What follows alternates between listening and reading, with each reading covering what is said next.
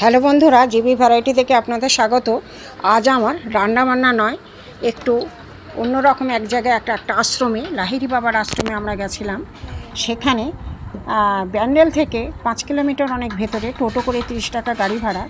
দেখুন মন্দিরটার পরিবেশ। আমি ঢুকছি, এই যে বাচ্চাদের নিয়ে সব বেড়াতে গেছিলাম আমরা।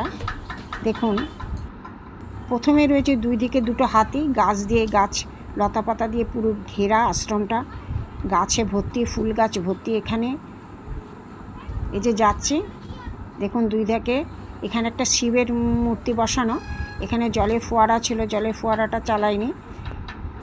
এখানে বড় বড় রাজহাঁস, এই একরকম রাজহাঁস বসে আছে এখানে। এই রাজহাঁস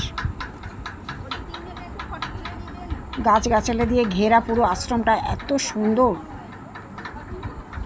দেখতেও সুন্দর। ওখানে গেলে যেন মনে একটা শান্তি আসে।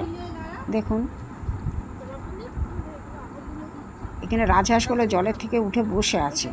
এবার আমরা আস্তে আস্তে ভেতরে ঢুকে যাব। এখানে এই গোলাপ বাগানগুলো গোলাপ গাছে ভর্তি, কিন্তু গরমের সময় গেছে তো গোলাপ হয়নি, একটা দুটো ফুল হয়েছে। কিন্তু শীতকালে এই গোলাপ বাগান ভরে যায়, গোলাপে গোলাপ হয়ে যায় একদম। গাছগুলো ফুল আসেনি, একটা দুটো ফুল এসেছে। এবার আমরা ভেতরে আস্তে আস্তে চলে যাচ্ছি।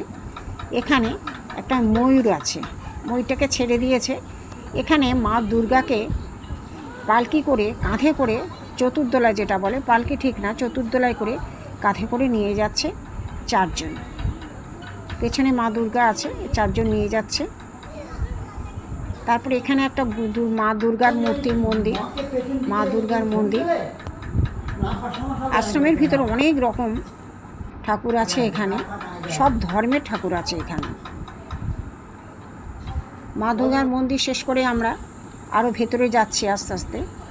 এখানে বাচ্চাদের টয় ট্রেনের মতো, এখানে ঘাস দিয়েই মা বাচ্চাকে আদর করছে। এই একটা, এখানে যে ঘরগুলো দেখছেন, এখানে এসে আশ্রমে দূর দূর থেকে যারা আসে তাকে থাকার জন্য এই আশ্রম ঘর আছে এখানে।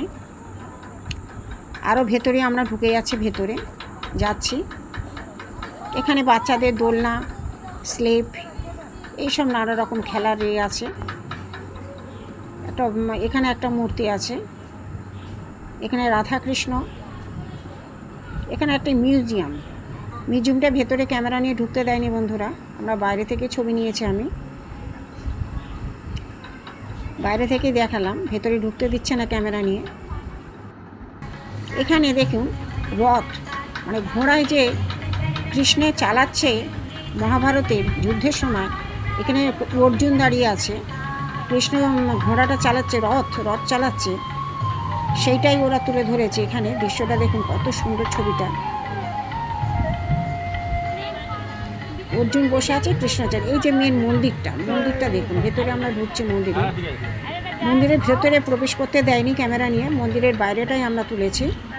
খুব ভালো জায়গা বন্ধুরা, যদি একবার মনে করে আপনারা যান। ব্যান্ডেল থেকে কিছুটা দূরে, 5 কিলোমিটার দূরে অটো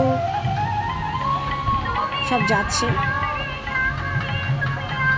দেখুন মন্দিরটার পরিবেশ দেখুন, চারধারে কত সুন্দর, কি ভালো লাগছিল।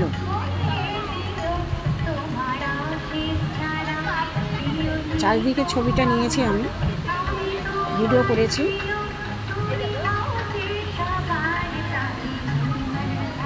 সকল ধর্মের মানুষ আছে। এই যে আমরা এখানে এখানে জলের ফোয়ারা আছে, জলের ফোয়ারা কি ভালো লাগছিল। এখানে যে আমরা এখান থেকে ভেতর থেকে প্রবেশ করব, এখানে আমাদের ক্যামেরা অ্যালাউ নয়,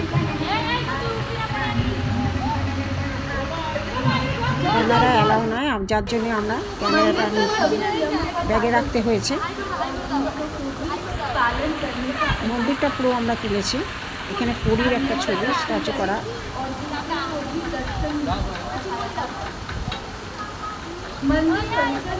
বাইরে থেকে যেটুকু ছবি তুলেছি। এবার আমরা ভেতরে, এখানে একটা মন্দির তালা দেওয়া, এখানে মন্দিরটা দেখানো হয়নি, পুরো তালা দেওয়া।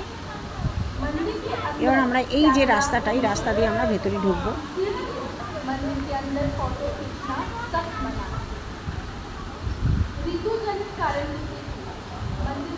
বাইরের চারপাশের পরিবেশটা দেখিয়ে দিলাম। এখানে আমরা মন্দিরের ভেতরটা দেখাতে পারিনি, আমরা বেরিয়ে আসার সময় এখানে একটা দৃশ্য দেখতে পাচ্ছি। এই একজন এখানে রাধা কৃষ্ণ নৌকা নিয়ে যাচ্ছে।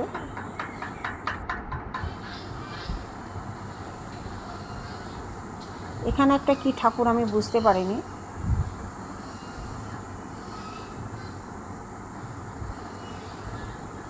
দেখতে থাকুন বন্ধুরা। এখানে হচ্ছে শিবলিঙ্গ না, শিবের একটা বড় মূর্তি, কি সুন্দর দেখতে, সাদা ধপধপে, একদম দারুণ লাগছে শিবকে। দেখুন কিভাবে বসে আছে, মূর্তিটা খুবই ভালো লাগছে। চলুন আর একটু ভেতরে যাই, আমরা চারিদিকে পরিবেশটা দেখতে থাকি।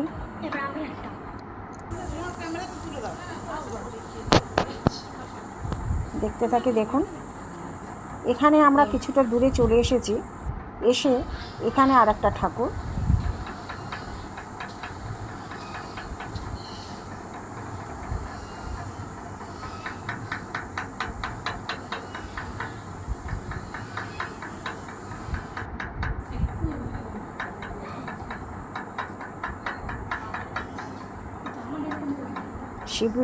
শিব মূর্তিটা অনেকটাই আমি তুলেছি।